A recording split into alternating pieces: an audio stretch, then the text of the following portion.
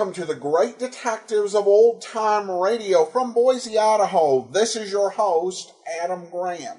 If you have a comment, email it to me, box13@greatdetectives.net. Follow us on Twitter at Radio Detectives and become one of our friends on Facebook, facebook.com/Radio Detectives. Before we get started, I do want to encourage you, this is the last day for you to nominate the show at podcastawards.com in the entertainment category. Also, over at greatdetectives.net today is my review of The Rivals from BBC Radio 4, The Rivals of Sherlock Holmes, and you can get all of my articles automatically delivered to your Kindle. And you can try that service out free for 2 weeks. Just check that out in the Kindle store. Well, now it is time for today's episode of Dragnet. The original air date, April the 26th, 1951, and the title is The Big Saint.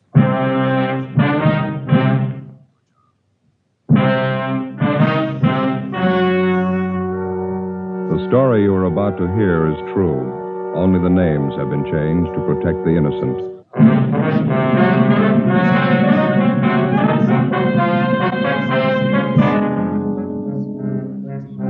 You're a detective sergeant. You're assigned to auto theft detail. A well-organized ring of car thieves begins operations in your city. It's one of the most puzzling cases you've ever encountered. Your job? Break it.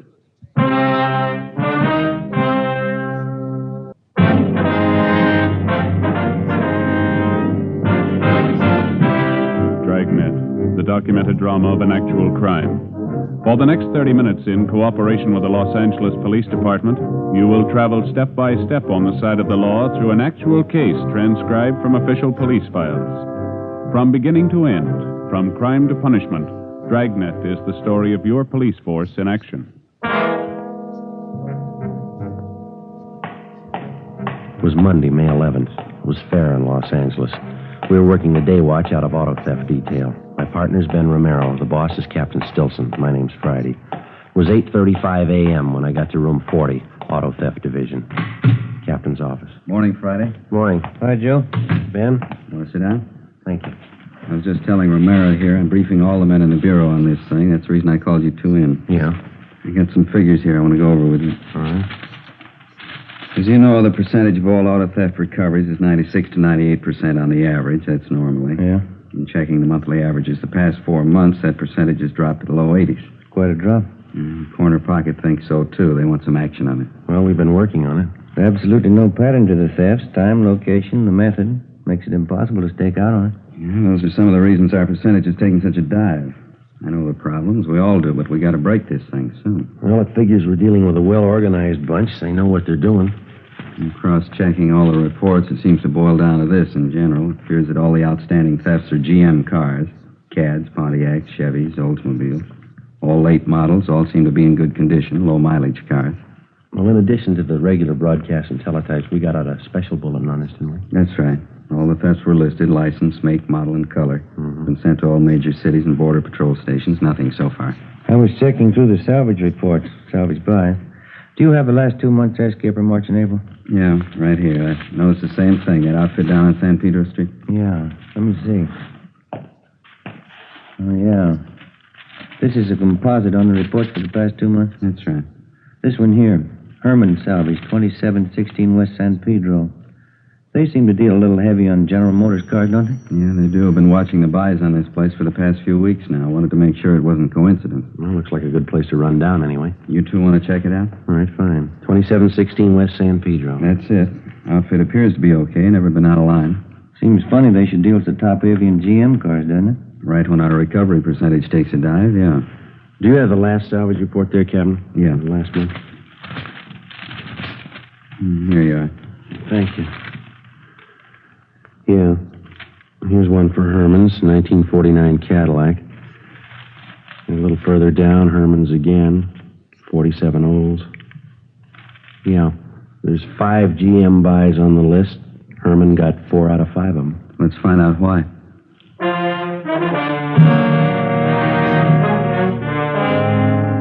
From the time an automobile is first manufactured and sold, A constant and complete record is maintained on that automobile. His certificate of ownership, the pink slip in the state of California. His certificate of registration, the white slip. These two slips of paper contain the information necessary for the positive identification of your car. A fact that every motorist knows. Now, there are many agencies that work for the protection and security of your automobile. One of these is the National Auto Theft Bureau, a kind of nationwide clearinghouse. Acting upon information supplied by the various insurance companies and other allied agencies, this bureau forwards all facts and figures concerning the disposition of motor vehicles on a nationwide basis. Reports are made available to all law enforcement agencies. One of the pieces of information put out by the National Auto Theft Bureau is the salvage report, listing all sales and purchases of automobiles that, for one reason or another, may have been relegated to the junkyard or to the salvage company, a fact that many motorists may not know. 9:14 a.m., Ben and I checked through the police commission and found that the owner of Herman Salvage was a Herman Lester. He had been in business at the same location for 6 years and appeared to be a reputable businessman.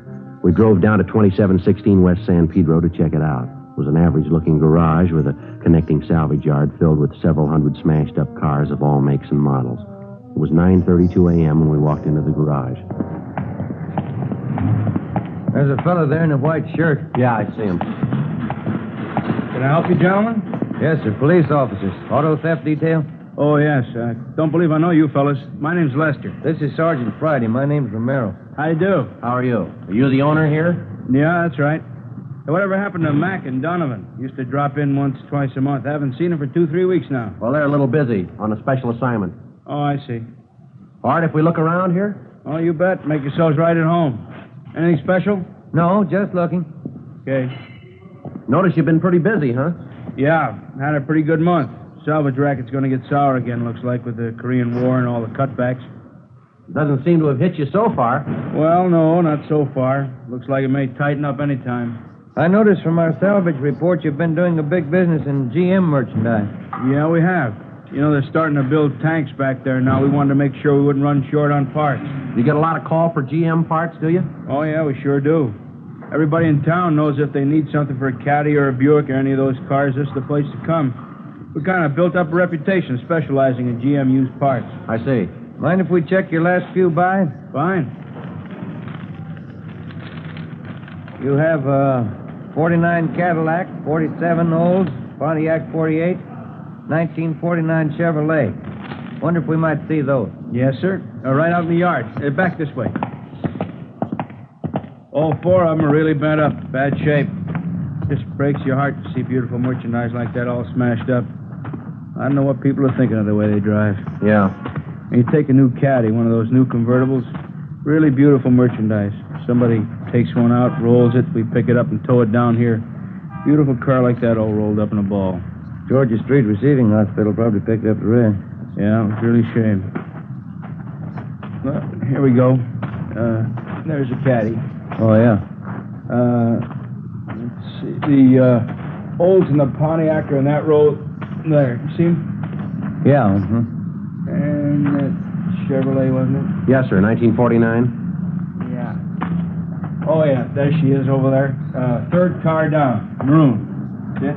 Maroon one, yeah. Down there. Yeah. Looks like a graveyard, doesn't it? Sure does. What do you do with all these cars? Strip them down for parts? Well, at least the four you're checking now, yeah. They're all total wrecks. Nothing much can be done with them except for parts. Mm-hmm. How about that Cadillac down there, the sedan? Huh? That one over there, can't you fix that one up? That doesn't look beyond repair from here. Oh, step around the other side here. You can't see from where you're standing. Here. And the right side's all stove in. By the time you figure replacing those side panels and fenders, trim, we couldn't come out on it. Yeah, I see now. Well, I don't know too much about it, but it looked good from over there. Yeah, that's what we get all the time. People want us to pay top prices for stuff we can't get our money out of. If we could repair them, fix them up, and resell them as a complete automobile, there'd be a lot of money in this business. You do that with some of them, don't you? Oh, very few of them, I'll tell you. That's what we look for, but we don't always get lucky. Mm-hmm, I see. Say, how'd you boys like to see some really beautiful merchandise? What's that? Well, come on back in the shop. All right. Kind of a hobby of mine. Mm-hmm. Here's what keeps us busy. Plates and pink slips on their way up to Sacramento for cancellation. Uh-huh. Yeah, over this way. Here we are. Take a look at this baby. Yeah. Hot rod, huh? No, not exactly. We don't go in for that kid stuff racing around town. Well, sure looks like one. Yeah, but it's a little better than most of the kids can throw together. What'll it do? We clocked her up at Muroc at 112 last weekend. You know, they've been coming in here from all over town to see this car? That's so. Yeah. You ever get up to Muroc Dry Lake? No, I never do, but that's the place for it. Running around town on those things can cause a lot of accidents. Those drag races the kids have? Yeah. We don't go in for that stuff. This is strictly scientific as far as I'm concerned. I like to build them up, see what we can make them do. Cost a lot of money, don't they? Got $5,400 in this one right now. I'm putting more into it. Mallory ignition, milled heads, twin Wakefields. Here, let me start it up for you. Okay. 120 horses under there.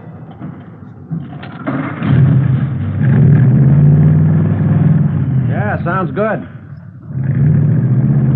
Listen at that. Beautiful, isn't it? Yeah. A lot of power here. Sure is. You ought to see it up at the lake. It really goes. Yeah, I'll bet. This all made up out of salvage cars? Every bit of it. Have to buy a few things new, but most of it's right out of wrecks like those outside there. Takes a lot of talent to build up something like this from scrap, doesn't it? No, not really. After you've been at it as long as I have, it's not too tough. The trick is to get more speed out of them than anyone else can. Yeah, you did a good job on this car, right? Oh, if you put your mind to it, you can do a lot with a wrecked car. Before we left Herman's Salvage, we checked all 4 of the GM cars that were listed on the salvage report. We made a careful check on all of the cars in the yard and in the garage, paying special attention to the few cars that were in the process of being rebuilt by Herman Lester's mechanics. We went over his records, carefully checking the disposition of all of his buys for the past several months. Everything was in perfect order. We found that in the past 3 weeks, Lester had taken in 10 cars. 8 of them had been stripped down for parts, and 2 of them had been rebuilt and resold. The investigation showed that 4 of those cars were GM cars, and the 2 that were resold were both General Motors. 11:28 a.m. Ben and I drove back to the office and asked Mac and Donovan if they'd check through the 2 resale cars to make sure everything was in order, as the reports indicated. We checked through on the remaining 8 cars that were listed by Herman Lester as broken down for parts. According to DMV, all plates and pink slips had been returned to them for cancellation. 11:50 a.m. Well, that's it, Joe. Yeah? 8 of the cars check out. 2 of those were GM. Yeah, well, that leaves just the 2 that Mac and Donovan are checking, huh? I don't know. Everything down there looked all right. It's a cinch Lester wasn't holding back anything, as far as I could tell. It's cooperative. Everything in order. If those 2 that Mac and Donovan are working on check out. I got a hunch they will. Seems to me Lester told us everything. Everything we asked him, anyway. I don't think he held back. If he did, I got an idea who might be able to tell us somebody's been left out in the cold here. What are you getting at? Well, now, if Herman's been able to buy up all those GM cars, what have the other salvage dealers been doing about it? That's a thought. Let's check his competition. 12:40 p.m. We drove back down to West San Pedro Street. We picked out a group of salvage companies in the immediate neighborhood close to Herman's. 3209 West San Pedro, John's Wrecking Yard. We introduced ourselves and started to talk with the owner, a John Bacon. A routine check was made of his establishment, and as far as we could tell, everything appeared to be okay. And that's all you made, huh? Just that one buy? That's it. 1946 Ford. We're dying a slow death. Business pretty bad, huh? Never seen it worse. At least as far as we're concerned. How do you account for that, Mr. Bacon? Oh, everything, I guess. Business bad all over at the moment. Scrap metal situation's in a state of flux at the present time. In looking around, Mr. Bacon, we noticed you don't have much in the way of General Motors stuff. Is that because of GM going into war production? Any cutback would eventually affect you fellas, wouldn't it? No, not at all. Cutback would, sure, but there's no tremendous curtailment right at the present time. They're still turning out a lot of automobiles back there. Well, then what's your problem? We're being outbid, right up and down the line by the same outfit. Who's that, sir? A company by the name of Herman Salvage, just up the street there. Go out to buy a piece of merchandise, their boys just won't let us get near it. They pay more than you do, huh? More than we can, Sergeant. I honestly don't see how they're coming out on some of their deals. It's that much out of line, huh? Certainly is. You know, whenever there's anything available, all the salvage companies get their bid in. Well, Herman simply outbids all of us. Yeah, it makes it kind of rough. I'm not the only one. Pete Larkin up the street, old man Henry next door, all of us. I don't know what we can do about it. Herman seems to be doing all right, no matter what he pays for his cars. None of us can figure it out. Just judging from the number of cars he outbids us on and the number he rebuilds, I just can't see how he's coming out. But he is, huh? Figure he's laying odds on a big shortage. That's what all of us think. He's laying in a stockpile. Is that the idea? Sure. What else could it be? We continued our check on all salvage dealers, both in the neighborhood of Herman Lester's place and throughout the city. It seemed to be a fact well known to most dealers that Herman was outbidding all of them on any and all GM automobiles. The only possible explanation was that he must be trying to lay in a large stockpile of this particular make of car. 3:35 p.m. We received word from Sergeants Mack and Donovan that they had checked out the 2 remaining cars listed in Herman's books, the resales. Ben was right. They checked out with no discrepancy. During the next 10 days, the investigation continued. The theft of late-model GM cars continued with few recoveries. Suspects were arrested and questioned. We could find no connection that might lead us to an organized ring of car thieves that might be responsible for the lack of GM car recoveries.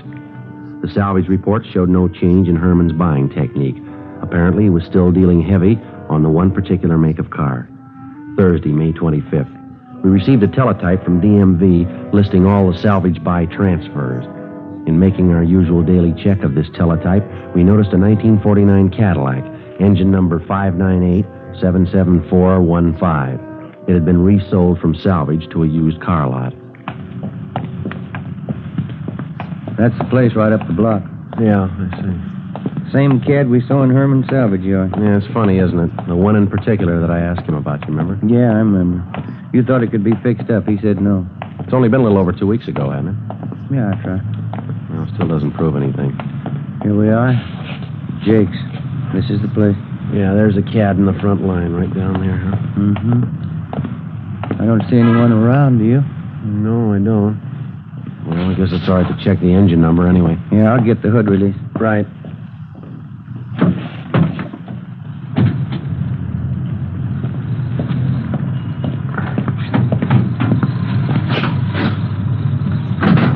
Yeah, there we go.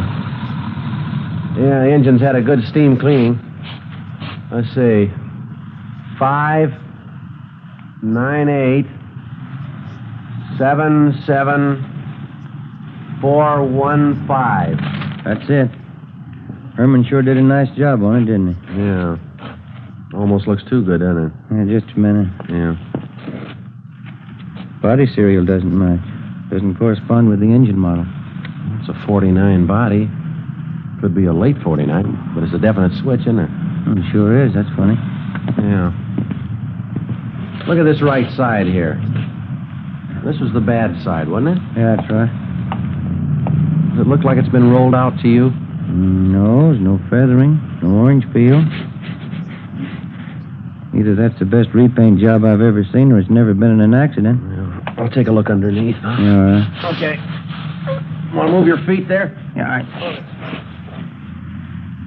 Anything? No, nothing. There's not a seam or a joint under there. No welding marks of any kind. This car's never been in a smash-up. The engine number checks, the body doesn't. And this is the one Herman couldn't fix up. That's what he said. Maybe he changed his mind. Or he lied.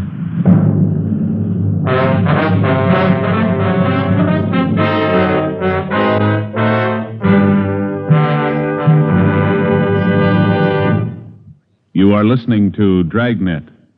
From beginning to end, Dragnet is the authentic story of your police force in action.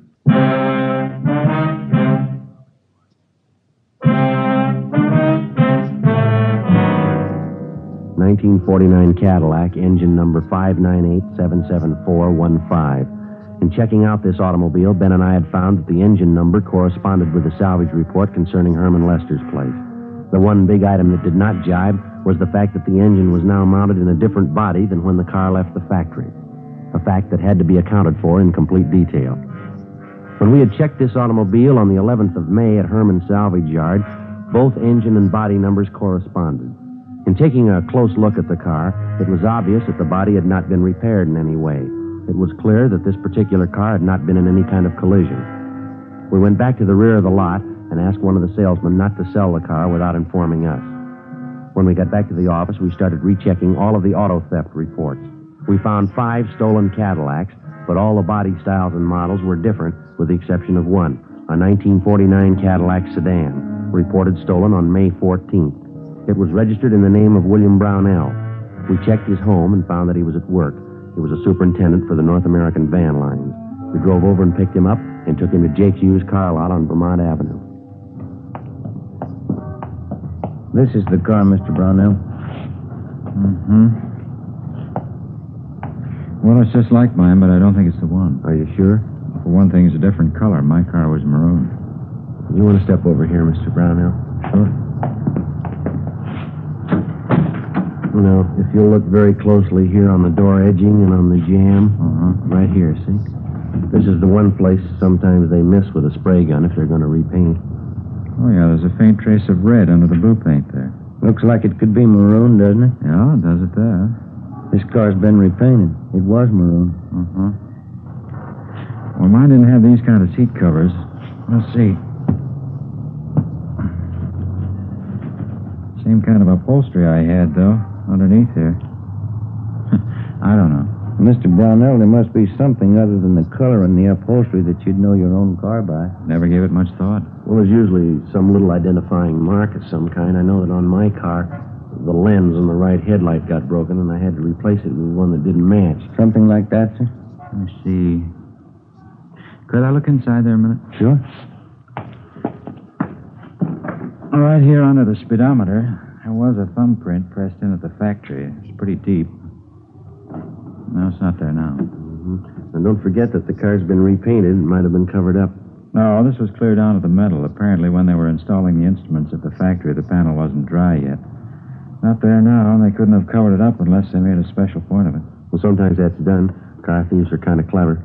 I'm sorry, gentlemen. I don't think this is my car. Don't think I don't wish it was, but it's not. Can you think of just one other thing, maybe? Just one mark of identification is all we need. No. Even these tires aren't mine. I had white sidewalls. Oh, could have been switched. They were pretty new. Wait a minute. I think I remember something. No, there's no rip up there. What's that, sir? I just thought of something. The boys down at the office gave me a St. Christopher medal. You know, the large metal kind you're supposed to bolt to your dashboard? Yes, sir. I didn't want to put it on, so I carried it around with me in the car. There was a rip up there in the inner lining of the top, but you see there's no rip in this. Let me see. How about it, Ben? Yeah, I can feel it. Does it feel like a metal? Let me get my pocket knife on it. Okay. What do you think? They replaced the cloth up there? I don't know. Yeah, here it is. Is this it, Mr. Brownell? That's it. Look, on the back there, my name's engraved on it, see? Yes, sir. Well, I sure didn't think this was my car. I never would have known it. That's what the guys figured who stole it. The 1949 Cadillac was taken to the police garage and a complete and thorough check was made. The car, with the exception of the engine, was positively identified as the property of William Brownell. This definitely implicated Herman Lester and showed his salvage operations to be illegitimate. He had obviously been buying one particular make of salvage automobile, outbidding all his competitors to do so. When he would buy a piece of wrecked equipment, an exact duplicate would be stolen to match it. He would then dispose of the engine from the stolen vehicle and replace it with a salvage engine. With this system of operation, Herman Salvage had been enjoying a lucrative business, which accounted for a great percentage of the stolen cars that we hadn't been able to recover. 7:25 p.m., May 25th. We drove out to pick up Herman Lester. His home address was listed as 8625 Wonderland Drive. It was up in the Laurel Canyon district, a heavily wooded section of Los Angeles. Pretty nice place up in there. Yeah, but you can see of it through the trees. Well, let's go.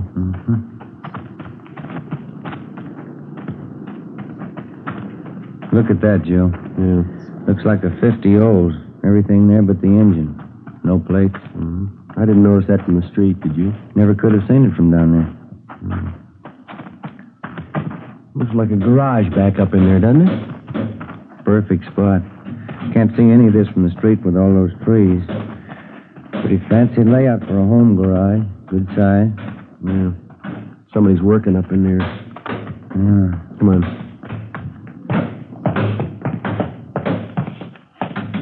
Hi there.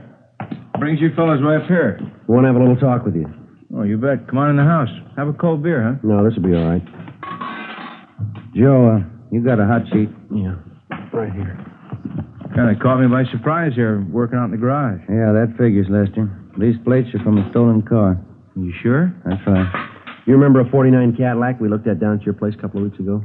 Oh, not sure. 49 Cad? That's right. Whatever became of that car? Oh, now I remember. Yeah, I sold that car to Jake's over in Vermont. Thought you told us you couldn't fix it up. I don't remember. You sure you don't mean some other car now? No, it's the same one. You know the one we mean. How about it? How about what? That was a stolen car, Lester, and you know it. That's a stolen car out there in the yard, isn't it? What's that hoist, Ben? There he goes, Joe. All right, Lester, hold it. Stop it, stop, Joe. All right, now, come on. Drop it, Lester. Drop the hammer. Go with me.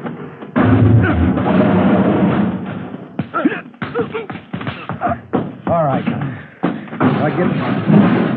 I'll get the cuffs, Joe. Come on, get up on your feet. All right, come on. On your feet. Stand still. Rough one, huh? Yeah. Come on, Lester. Let's go. How'd you find out? Who tipped you off? St. Christopher.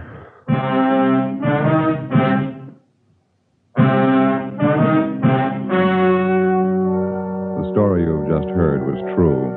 Only the names were changed to protect the innocent. On August 15th, trial was held in Superior Court, Department 82, City and County of Los Angeles, State of California. In a moment, the results of that trial. And now, here is our star, Jack Webb. Thank you. Friends, one of the first things a detective learns is that you can't rely on snap judgments or first appearances. You get all the evidence first, and then you arrive at a decision.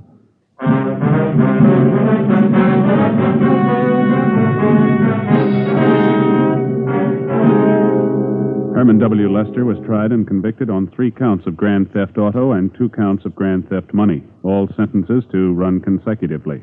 Grand theft auto is punishable by imprisonment for a term of 1 to 5 years, grand theft money by a term of 1 to 10 years. The suspect was also filed on by federal authorities for violation of the Dyer Act. You have just heard Dragnet, a series of authentic cases from official files. Technical advice comes from the Office of Chief of Police W.H. Parker, Los Angeles Police Department. Stay tuned for Counter Spy, next over many NBC stations.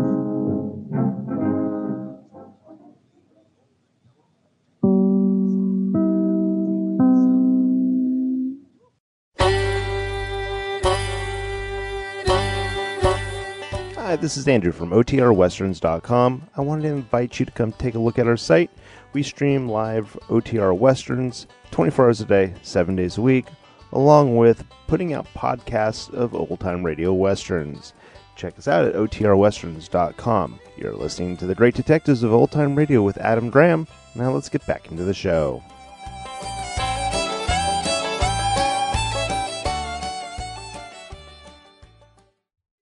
Welcome back. This episode really does show the strength of Dragnet, which is so often seen in those episodes in which there is no murder or infamous crime. Here it's pure procedure. How do police manage to find someone behind a string of car thefts? And we get some of these tools that police officers use and insights into how they do their job, and it's done in a very interesting and entertaining way. And when it comes to realism, the soundscape here is incredible. You really hear that attention to detail, because when Friday and Romero are walking around through the junkyard, you kind of think that you're actually listening to a soundtrack of something that was recorded on location, rather than in the studio. But it just does show the dedication to making things sound so realistic and capturing it, particularly the sound of the engine. And there's also some nice insight into cars of the era and what some people were doing with them. And so just a great episode for capturing some of the realism of Dragnet and of police work. Well, now we do turn to listener comments and feedback. And we do have some comments and reviews from the iTunes store. On the main show reviews, J. At Green says, the shows are really good and Adam does a good job finding them and putting them out there for us. It's nice to get to hear all available episodes of my favorite old-time radio shows all in the right order. I do wish Adam would sing the entire Pepsi jingles, though. Thanks so much, J. Ed Green. As for the Pepsi jingle, not happening. But thanks so much for the comment. And then we have a few reviews of the app in the iTunes store. And first of all, we have a review from Vicky, who writes, thanks so much for all the detectives. Great to hear them in the order the shows were first broadcast, with a few warranted exceptions. If you know, your comments in each show could address how the actors connected with each other. Easier on Dragnet, certainly, than on other shows, but also on how the show might or might not have connected with events and audiences back in the day. Jim Widner of the Radio Detective Story Hour does an incredible job connecting shows into the genre of particular mystery authors and traditions. You don't need to repeat what is happening with that show, but you, with extensive runs of shows, allows you to feature a kind of socio-cultural commentary that is already present in your shows. Well, thanks so much, Vicky, and I definitely try to share what I know, and I know more about this era from the 1940s and 50s just actually through listening to radio, and not just the entertainment shows, though. The commercials will tell you a thing or two about it, but I've studied up a bit on it, but I may not catch everything, and I always welcome additional insights. And as for Jim Widner's show, I would definitely second that. It is an incredible show. It takes a different track, the Radio Detective Story Hour, which is Jim Widner's program. He goes through each detective, and he'll listen to generally an episode of the program. At least that's how it started. I think he's gone through most of the programs available, listened to an episode of at least one of them, and given kind of an overview. But he's revisited several, as well as talking about various episodes of anthology mystery programs as well, and how they relate into actual published books. So that is, Jim Widner's program, I think it's otr.com/blog, and it is a delight to listen to, and I enjoy it quite heartily. Then WB333 said, originally I was downloading these podcasts from the website to my computer, then using iTunes to copy them onto my iPod. This is far easier, and I like the interface. I only want to listen to episodes of Johnny Dollar, so I go to the list of available podcasts and filter on Dollar, then tap on the ones to download while on Wi-Fi. I then go to the tab of downloaded podcasts to listen to one after another while I'm walking the dogs or working the yard. I haven't figured out a setting to automatically erase podcasts I've listened to, but that's a minor shortcoming. The deletion is something that is does need to be done manually. But if you are looking for a series we've done in the past, whether it's Barry Craig or the lineup, that's how you do it. You just enter a filter term.